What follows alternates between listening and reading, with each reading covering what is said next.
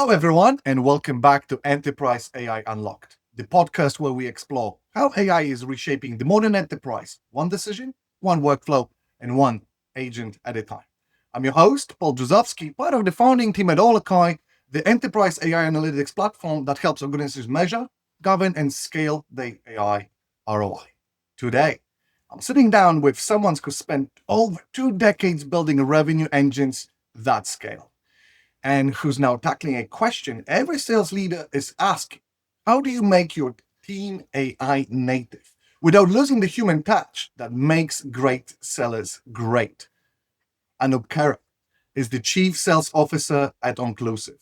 And his journey is one of those stories that just gets better with every chapter. Anup was voted UK's #1 sales leader in both 2022 and 2023. And spoiler alert, one of the up-and-coming CROs of 2025 or maybe 26 already as well. He scaled SaaS companies across 3 continents. He was part of the European leadership team that took ExactTarget through the IPO, and then its close to $3 billion acquisition led by Salesforce. And then there's the Attentive chapter. Anup joined as employee #1 outside of North America and built the international business from zero, unlocking massive growth, consistent high 8-figure expansions. And you've done this all under 3 years. That's just not scaling, mate. That's building a machine. But here's this conversation for today. It's really timely. Anup has been deep in the work of evaluating how AI is reshaping sales organizations. This show is obviously about enterprise AI, and we are here for a reason. Anup has been deep in the work of evaluating how AI is reshaping sales organizations, not from the sidelines, but he's reviewing the entire AI stack, building frameworks and figuring out what actually helps sellers sell versus what just adds noise. His goal is simple. Let account executives focus on what they're great at: relationships, conversations, closing, and let AI handle the stuff nobody signed up for, like and the CRM data entry and so on. So today, we're unpacking what it actually takes to build AI native sales team, what tools deliver a real impact, and how to scale revenue while keeping your culture intact. Anup, welcome to Enterprise AI Unlocked. Well, thanks for having me on. Really appreciate the invite. And I'm kind of excited for this one, actually. AI is the buzzword being used everywhere at the moment. So great to be on a show where we're discussing it, unpacking it.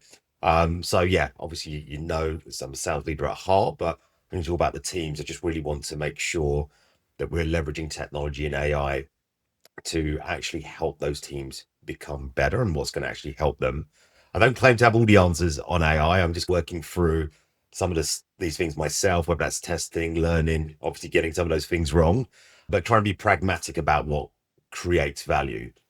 My kind of overarching view on that is pretty simple. I think AI should actually improve efficiencies, but not remove the human touch or humanity side of selling. And if it gives sellers time back to be present with customers, it's a win for me.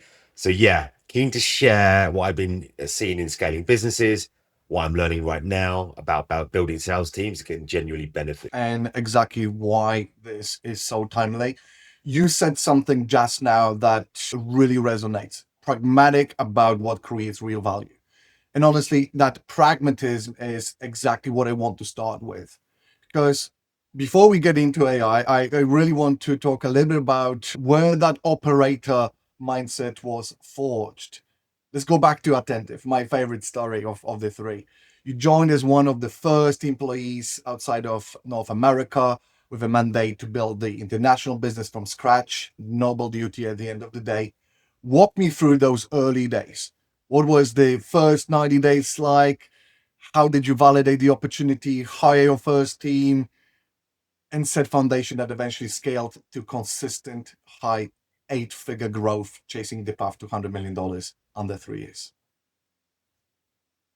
Yeah, sure. So Attentive is a great business and a great story. For those that don't know, leader in SMS and email marketing. SMS being the core.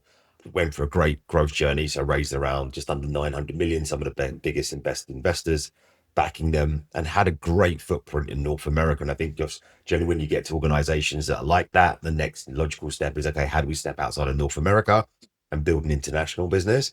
And so I was kind of brought in to kind of grow that, right? And so I think when I joined, overall kind of revenue was probably, I'd say 250, 300, which they've done quite quickly. They're probably in the region of about 700, 800 now. And my goal really was, how quickly can I get the international business to be a $100 million business? But coming in, the first 90 days were basically three jobs at once for me, right? It was like, hey, let me validate the market. Let me define the playbook, and then make sure I hire the right people. So if we start with market validation, what does that look like? Spoke to customers and prospects obsessively. Obviously, we didn't have a lot of customers at the time, but getting that from what worked in the US, but also because I'd been in Martech a long time, I knew people that were in the Martech space in marketing, just so I can understand about them. And would you buy this, right? Ultimately, would you buy this solution? What are you trying to fix right now? And what's the cost of not fixing it? So I can really step into the shoes and tell the story. I looked at signals of urgency, budget, and repeatability across verticals, because that's going to really enable us to scale. And then made some early stages around what the ICP would be that we should sell to, and then iterate pretty fast when I saw that we were winning. So that was my market validation piece, Paul. Then it was focus. So keep it simple. I think when you look at it, the time the business was moving away from being selling one product to going multi-product, they were moving away from key verticals and expanding across a number of verticals.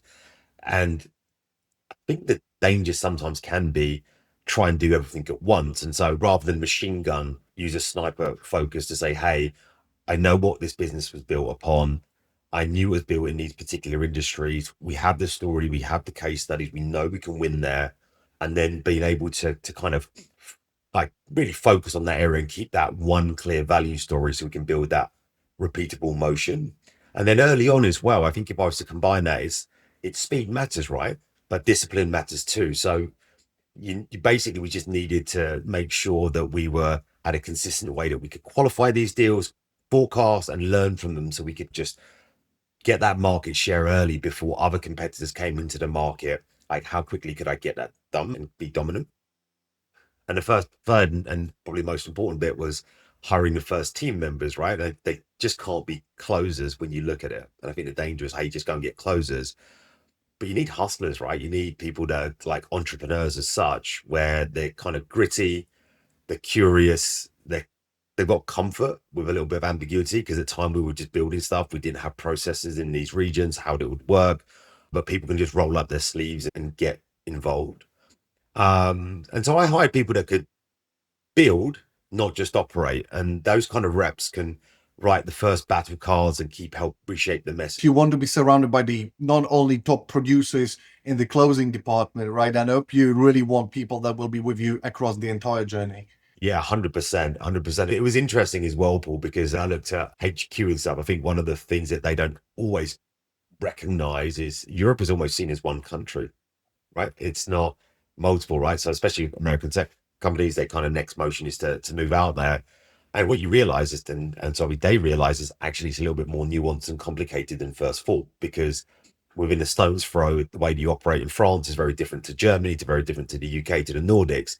So I think that's something that I was key in making sure I was able to articulate the plan and the message on how we operate in those geos, which geos you start with, and then how you kind of expand over time.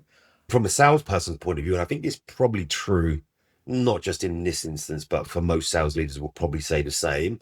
Like, the biggest unlock really is aligning the team to make sure that they're selling around delivering business outcomes for our customers, therefore creating value and not just features, right? And customers don't buy software as such. They're trying to buy a better result or kind of remove that pain. So yeah, I made sure that we knew our playbook, but we knew how we were going to affect the top or bottom line. That's a fantastic story. And at the end of the day, scaling is just a series of small, consistent wins stuck over time. And that foundation with a solid team and understanding the market is what makes that high 8-figure growth possible.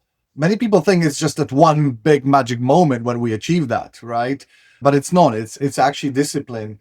And speaking of discipline, wrapping up on that story, you've been through some major exits. I mentioned before ExactTarget IPO. I was actually at Cheetahman at the time. I was looking up to you guys a little bit what's going on there.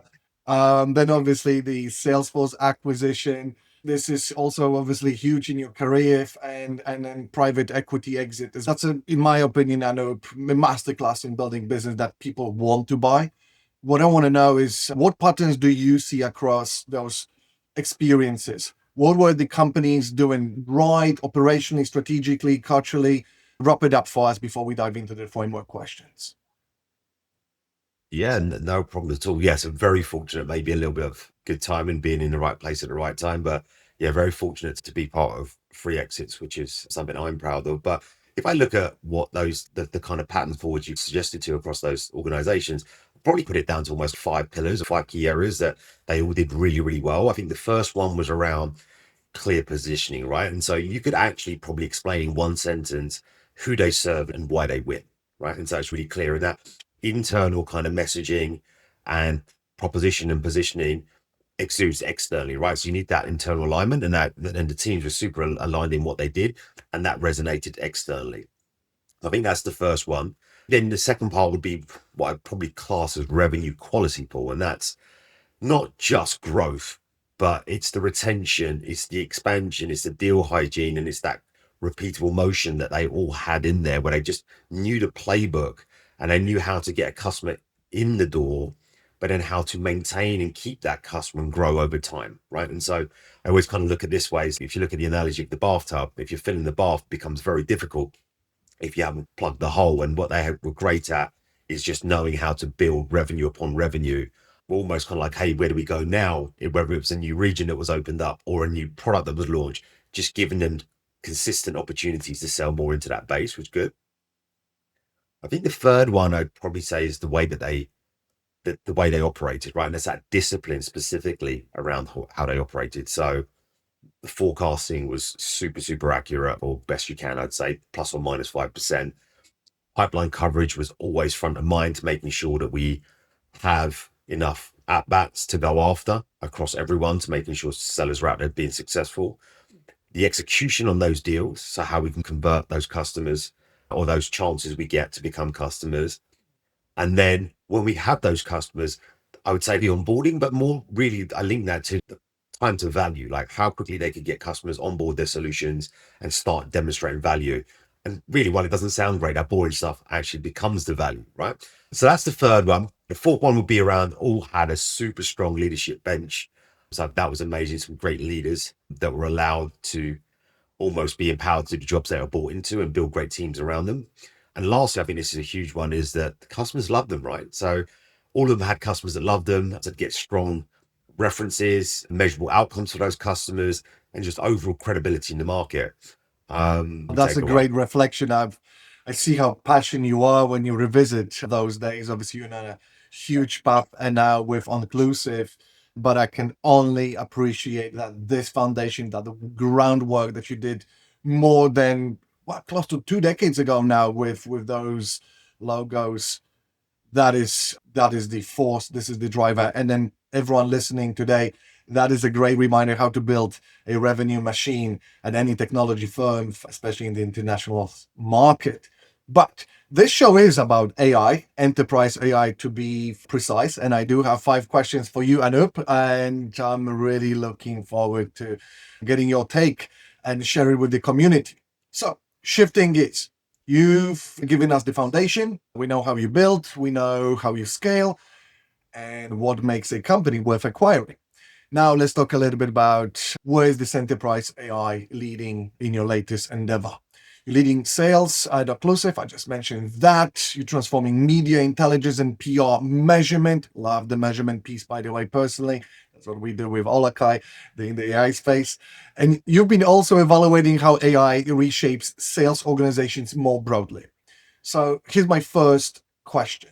When deploying AI or agents in production, Anup, whether in your product or in your go-to-market motion, what's been the biggest hurdle in turning early experimentation into measurable success? That's a great question, Paul. And if I kind of think about that, I think that the biggest hurdle is not actually probably the technology, it's probably the adoption of it and how it integrates into the workflows that you have within your organization. I think when I look at it and the time I've spent investigating or using or speaking to people that are trying to put AI in place, I think most AI kind of pilots fail because they're either kind of launched as tools and not the outcome, not as outcomes, which they should be driving for your organizations. Sometimes people, for them, they add clicks instead of removing steps. So the mindset is, hey, this is something else that I need to do. And lastly, that ownership of an organization, right? There's sometimes no clear owner. If there is that, are the teams fully trained, or is there reinforcement in that training to make sure they're using it in the best possible way? So I think that's probably one of the biggest hurdles that I've seen. But what I've kind of learned from that, Paul, is that you need to probably start with the painful problem, right? And what's the problem that sellers have? And most of the time, it could be like, hey, it's the admin stuff, right? Doing the admin, the call notes, follow ups, research, CRM updates. I think if you were to use that as an example, what you would want to do is probably how to overcome that would define that success in advance, right? So, hey, basically, whether it's selling internally or to your reps, is like, hey, you could save 2 hours a week, right? Or you could actually improve like your proposal to your verbal conversion rates. And I think you make it part of the operating cadence, right? What I've kind of seen as hurdles, but how you would kind of shift past that. And one of the other things I've seen around hurdles is that if it doesn't actually make a rep's day-to-day life more meaningful, within the first couple of weeks, chances of it sticking through the organization or lasting long term are pretty slim. So true. And look, sales, my passion. We've been on the rep side before ourselves. And with AI, you have so many new opportunities that actually you can optimize that experience. And then something that stuck with me when we were preparing for this episode, I know you mentioned that exact line that you really need to make it meaningful. But you also mentioned that what you deploy is almost invisible, but primary helpful. It's got to be something that almost works seamlessly in the background to a certain extent, or it's there, right? And so, in a weird way, it's not about how impressive it is. He wins when it's invisible and it just kind of seamlessly integrates into I the think day this to day. complements your sales strategy approach instead of just spray and pray, let's sniper rifle. So you've built revenue engines that generate billions in customers' value. We established that. Now, if you had to pick one metric to prove AI's value, whether it's AI in your product or AI tools for your sales team, what would it be and why? And does that metric differ between AI that serves customers versus AI that serves your internal teams? Yeah, I think if I had to pull kind of pick a metric, and we'll stick on the internal side of it for a second, for internal AI that I would be focused on, I think the seller time to value or the hours saved per week that get reinvested into customer facing activity would be a key metric, because the goal isn't for me the AI usage. It's the goal is more time for my sellers to be selling, having better conversations and better follow through with the deals they're on. If I was to look at the other side of the coin and say, from an external, from AI in your product, I think the metric should actually tie to a customer's business outcome, right? So that could be speed to insight, a decision quality, ROI, whether it's reducing risk or whether it's revenue protected or grown. So yeah, I think the metric differs, right? So internal is going to be productivity and consistency. That mentioned again, that time saved, cycle time reduction, improved conversion, even better forecasting accuracy and IG. And externally would be outcomes and trust. So accuracy, explainability, impact, and confidence in decisions. Outcome metrics are what the business truly cares Love about. that answer. And this is almost 10th episode in this series, and we have always the same 5 framework questions beyond the context and deep dive. What I love, Anup, with you on this show today is reaffirming that AI means different things to us. What are you working on today? Is the metric, is the KPI, is the overarching success story? And I honestly am so passionate about AI through these lenses. truly because you as a CSO, you have a different needs and different goals for AI, but you still have the business outcome you're chasing. I love also how you split the internal versus external business case, because at the end of the day, it's all about driving the business results. And I know that you guys are actually performing a lot of enterprise AI on those both fronts. So looking forward to potentially redo this in 6-12 months to see how that is going. But you at Onclusive as a CSO, you are making constant trade-offs. Which markets, which accounts, which tools for your team. And that is potentially, your everyday. With AI transforming both your product and your sales motion, and how do you decide which initiatives deserve more investment and which should be paused or reevaluated? What's your prioritization framework when everything feels urgent, sir? I think when you look at that, Paul, I think you probably would, well, me personally, I ask myself three key questions when looking at AI purchases and bringing them into the organization is, first of all, does it remove friction from the customer journey or my seller's workflow? Is it measurable within the first 30 to 60 days so I can start to see the impact? And will the team actually start using it without me having to force them, right? So I like when I look at the solutions out there, I ignore the hype by looking for proven workflows versus the flashy demos. Does it integrate with the tech stack that we already have now?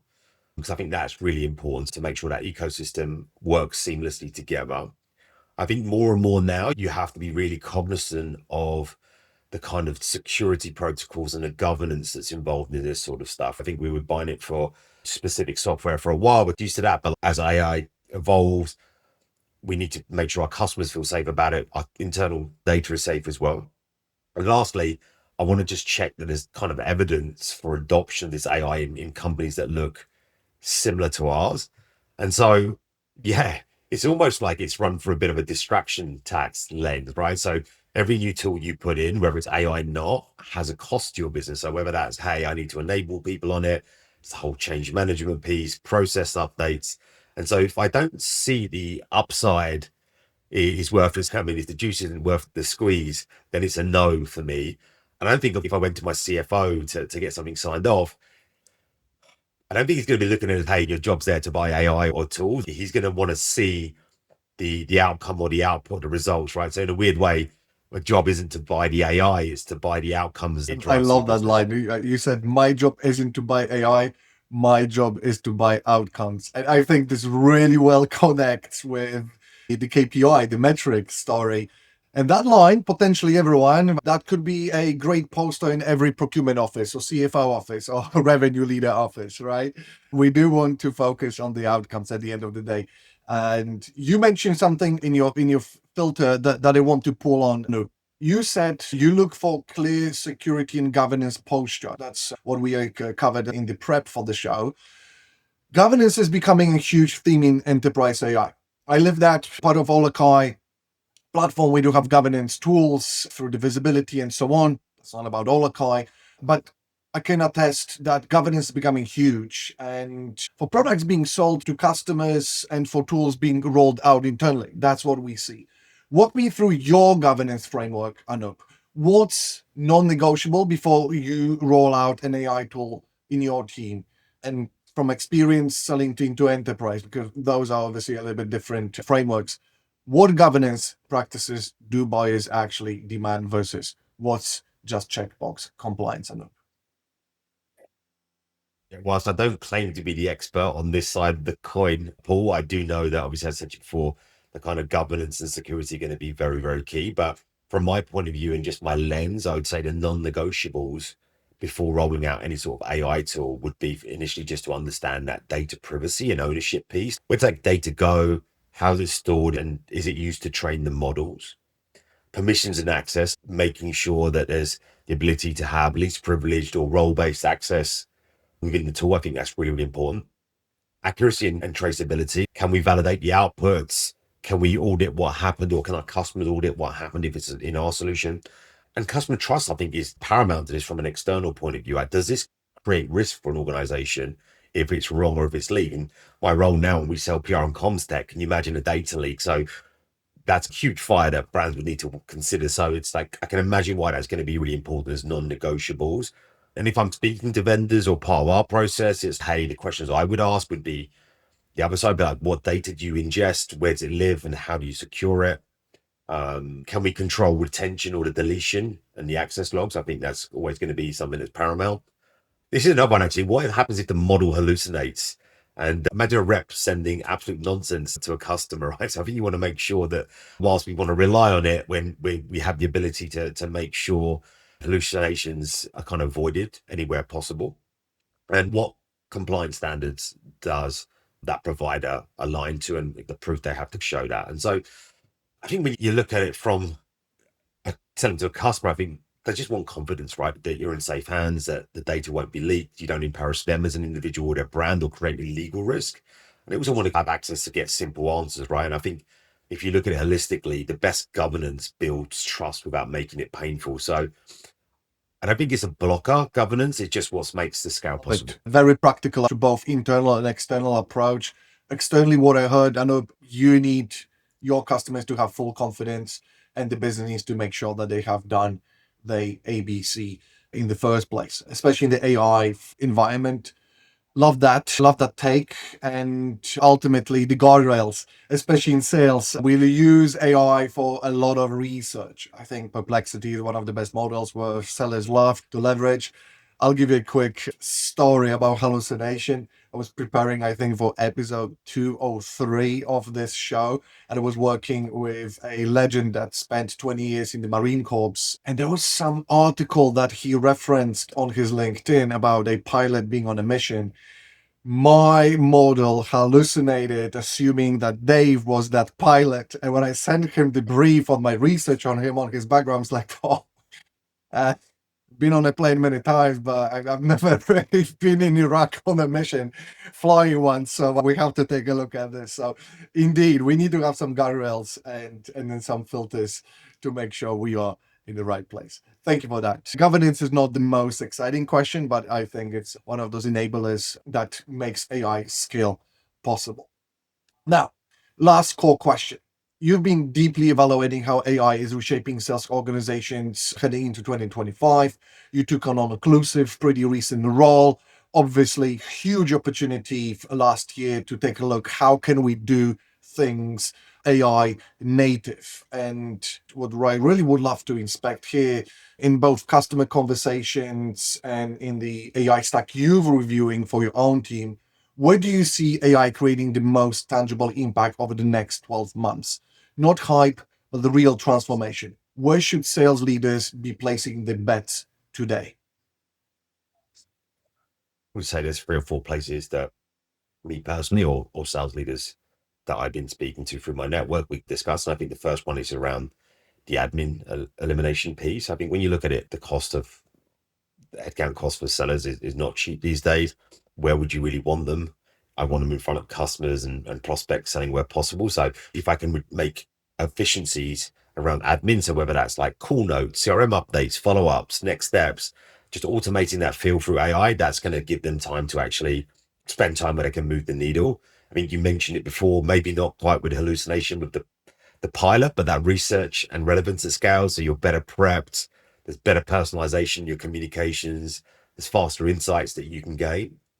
The third piece would be around coaching and consistency, right? So if you look at that, some great tools out there now where AI will surface patterns that you're seeing in calls, whether it's objection handling, like identifying deal risks earlier, seeing a lot of that stuff at the moment. And probably one more I'm seeing now is like actually how they can actually help them win the deal in the moment or soon afterwards. So whether that's AI, whether you're on a Zoom call or a Google Meet, you're having a conversation, it's prompting you the right questions to ask, giving you backups with case studies in the moment, so you're affecting it live. And then I've seen other great tools that are actually taking away CRM data, win data, playbook data, and telling you what your next best step should be in order to win this deal based upon all the information it has of you and the deals you specifically work. And that becomes a really good way to actually start moving the revenue needle as well. So what I don't buy, on the other hand, is where people say AI replaces sellers. Like all of those solutions I've seen there actually aid sellers. And I still think for me, at this moment in time, like that human touch is still needed. People want to feel trusted. They want to speak to someone and they want to be able to ask those questions directly. Now, I don't know what happens in the future, but if I flip that, what I do want to buy is software AI where it raises the floor and it helps an average rep become a lot competent faster, right? So I'd probably say that let's invest in practical tip for anyone out there that I would see would be like invest in tools that integrate and reduce steps, not tools that probably add another interface. Reps don't want another place to go and work. And so the winners are not going to be the teams with the most AI.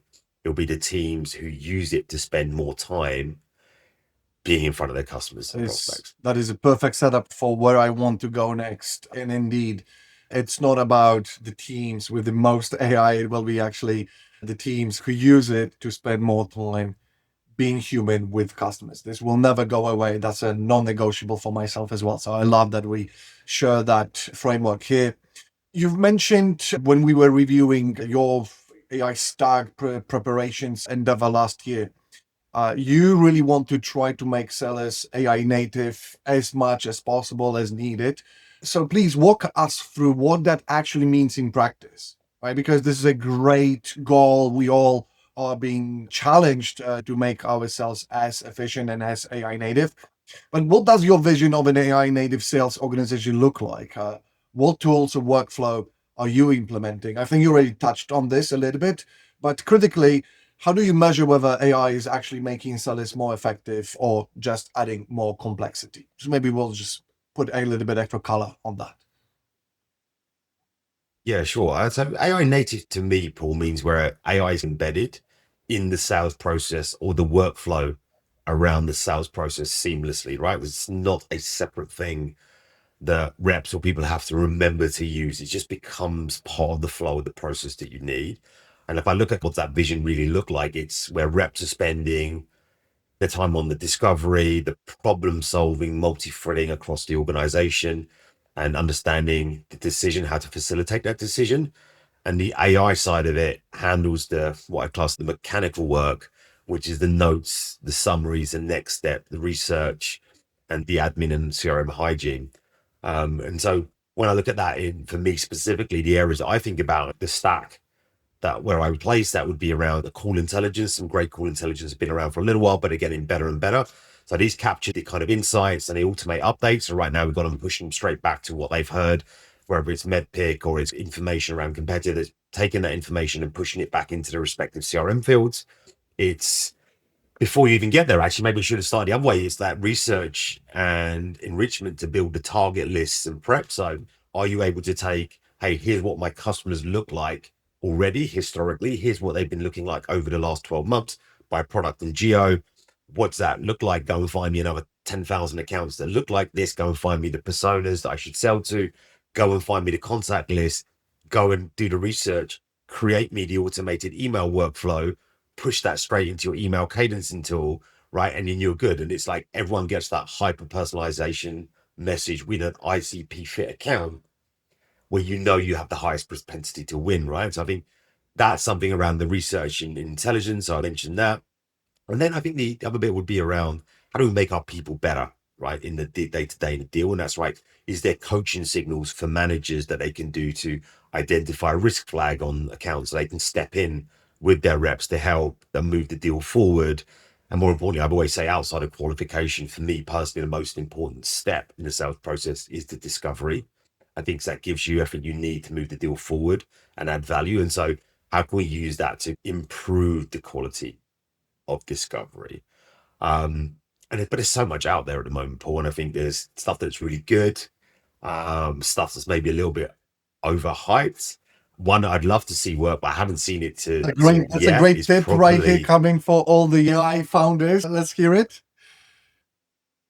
yeah, I'd say I did fully autonomous AI SDRs, still yet to find one or a solution that works really, really well. The output seems to be a bit spammy, potentially can come off brand and damage trust. So me personally, it's not worth it. So my view is how can I make that process better for my SDR so they're more effective and more productive in being able to pick up the phone and do it at scale versus the prepping, finding the right accounts, the messaging. So see it there. And I think if I flip it again, so whatever you're buying, if you ultimately going to need to measure the effectiveness, right? And so again, it's where can you save time for reps? Can you make your data clean on your CRM? Can you increase deal velocity, the meeting quality, conversion rates? Yeah, and so I'd probably just leave with that question on. And I think AI native is about more tools. I think it's about fewer excuses for And a low good value work. workflow. I Yeah. started putting a little workflow together in my head. I'm a bit of a system builder for AI these days. And I think you're very right. In the SDR, BDR space, you have a lot of tools. And I'll be honest with you, a lot of great point solutions. Now, from A to Z, from start to finish, I think this is where things start falling apart a little bit. That's where you have to have the human in the loop and then constant support for the process. I'm a little bit worried that you may get a lot of DMs from the SDR gurus from LinkedIn after this one. But indeed, 2026 might be actually a year where those SDR agents are elevated from a more point solution to the final. I want to actually touch on that coaching piece that you mentioned. Personally, I believe that you've been so successful because you built your career on people first leadership.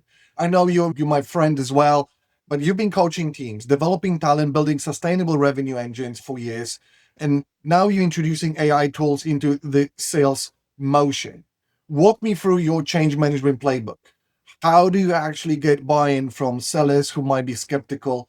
And critically, how do you measure whether your team is actually adopting these tools versus just paying lip service because the boss said so? A great question. I think you have to step into seller's shoes, right? If you're there, generally there's change management. It's like, hey, what's the purpose of this AI? Is it to improve me? Is it another surveillance tool? So I think generally it's around starting with empathy and building that credibility with sellers. This is the problem we've identified. This is how we can help solve for that, but it's the impact that it's going to mean for you personally, right? And so starting at empathy, sellers don't really resist change, they just resist extra work. No one wants extra work, right? I think they'll update the CRM or your forecast, like that's been an age-old kind of like sellers don't see the value of that at times. The good sellers that see it know they know where to spend their time on which deals to spend their time on, what they're missing in deals, right? And so I think you need to position AI as a help, not surveillance. But then what's that kind of rollout strategy, right? And I think in order to help that kind of work effectively in the organization, I think you need to probably pick a handful of your most respected reps, the ones that will come on board.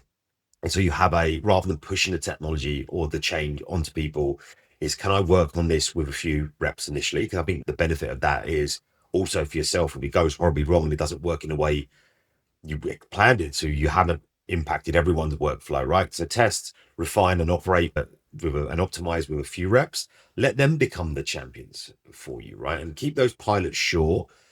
Like I'd say, make them outcome based, maybe 2 to 4 weeks, clear success criteria, and train them through real examples of the deals, not generic enablement. And I think if you can unlock that pool and those reps can see how it really helps them in the day to day versus an overarching generic theme, they're going to be your biggest advocates, right? Because they know it works, it's working for them specifically, and that helps you bring the wider team across, right? And so when you get those skeptics in there, which don't want to change, might just think this is something else to do, it's not about forcing the belief. It's if you can show those results. Ask some questions like, what do you hate most in the week? Like, what do you hate doing? And see if you can solve for that when necessary. And that seems to have worked and resonated well. There's always a level of skepticism at the beginning because it's new and it's different. But over time, if you can start to create value, the results I've seen, they tend to love it afterwards because it helps them on their day to day. And again, going back to the measuring adoption piece, are they actually adopting? I don't really look at the number of times you've logged in. I look at the workflow, the output on the workflows, our notes being captured, our follow-ups going out faster, our CRM's being updated about changes, our managers seeing better signals, right? And then just be open, like be that person where you can just be ask the open question to your team. Is this helping you or slowing you down? Right. And I think you can ask those questions. And I think it's good to ask those questions. And then I'd say if you're not getting the adoption, then it's down to us to look at that and diagnosing what that problem is. So if you feel like it's a really good tool, then is it the enablement correct? And so you fix that training. If you find it's a poor tool, then cut it fast. There's no point continuing if it's not the right tool and it's not working. And if it's the wrong problem that you find out, then reset the use case, right? Again, if AI gives everyone or someone an extra hour with their family because they didn't spend a certain time of the day or an evening updating Salesforce, then you've created value within you. That is a wonderful closer of this entire workflow conversation, Anup. And truly, this has been brilliant. I truly appreciate how practical you laid this out for us. And I think this last question really landed it for me.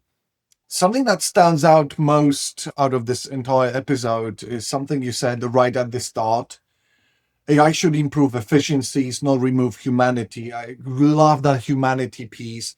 Everything you've shared today has been masterclass in exactly that sense pattern here.